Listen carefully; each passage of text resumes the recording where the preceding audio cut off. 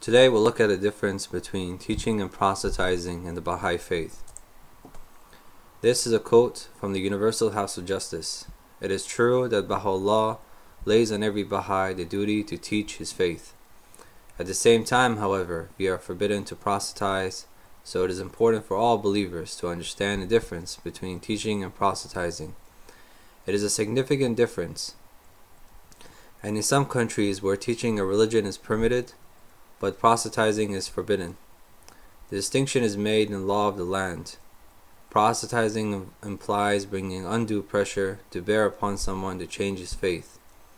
It is also usually understood to imply the making of threats or the offering of material benefits as an inducement to conversion.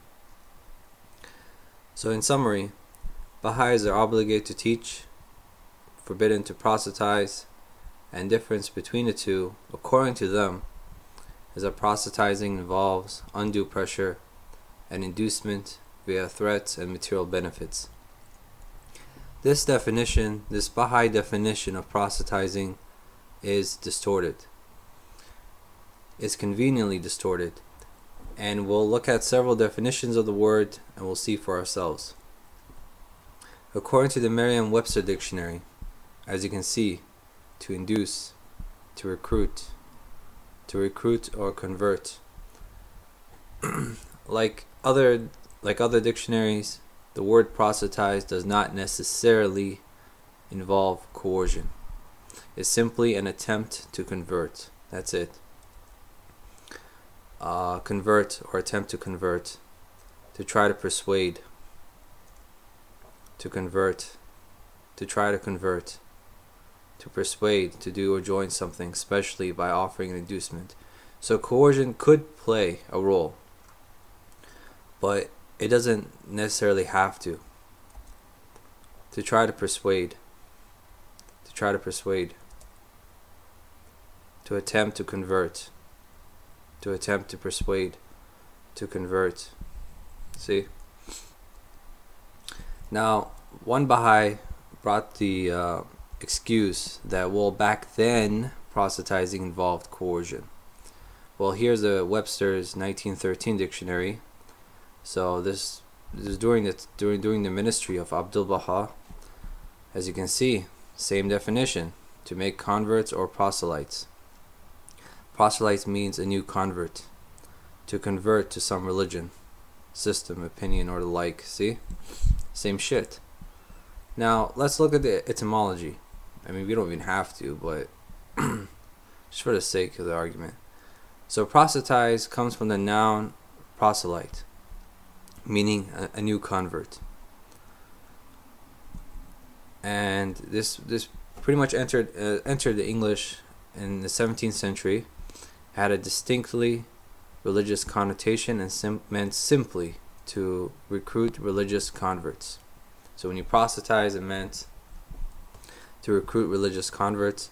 This meaning is still common, but today one can also proselytize in a broader sense. So that's the only difference between the 17th century definition and now. So let's face it, teaching is a euphemism for proselytizing. Whenever you hear Baha'is say teach the faith, it means go and proselytize, period. Proselytize, I mean, the word has a negative connotation. So you can understand why Baha'is might want to hide from the word. So here's an example where a Baha'i was caught proselytizing and was caught proselytizing, and she denies the allegation. Nope, at no point am I forcing my beliefs. The readers here are smart enough to know what is proselytizing and what isn't. Anyways, I'm not putting pressure on anyone. Why? Now, why does this person deny the allegation of proselytizing? Because they're not putting pressure or forcing their beliefs. See, because of their distorted definition of the word. So when Baha'is say we don't proselytize, what they really mean to say is that we don't proselytize because our religious leaders have conveniently redefined the word to require coercion.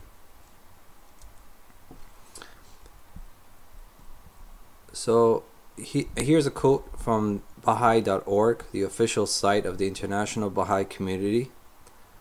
Under Sharing Baha'i Beliefs, it says, "It is natural that Baha'is would wish to share their religious beliefs with others, and should any person feel within his or her heart the spark of faith, he or she is welcome, indeed is invited, to become an active member of the Baha'i community, contributing to its growing growth and vibrancy." So far, I agree. Alright? No problem. Now, here's where it gets fucked up. However, common conceptions of words such as conversion do not apply to this process, and proselytization is forbidden in the Baha'i faith. Seriously? I just proved to you that Baha'is proselytize as much as any other religion. Yeah, words such as conversion do not apply. Alright, we'll see.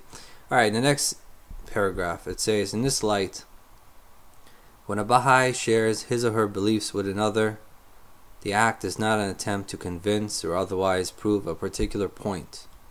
It is an expression of a sincere desire to engage in meaningful conversation about fundamental issues of existence, to seek truth, and to remove misconceptions." What a cop-out. So that's like that's like Mormons telling you, we're not here to convert you. We just want a meaningful conversation. I mean, seriously. Wow. I mean, who buys this shit anyways? Alright, so here's a quote from the Universal House of Justice back in 1993, but the message is still the same shit.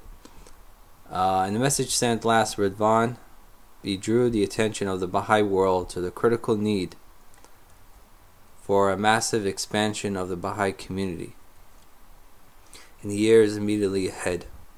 The growing receptivity of the peoples of the world to Baha'u'llah's message reinforces our conviction that entry by troops will soon become an established pattern for the growth of the faith in country after country.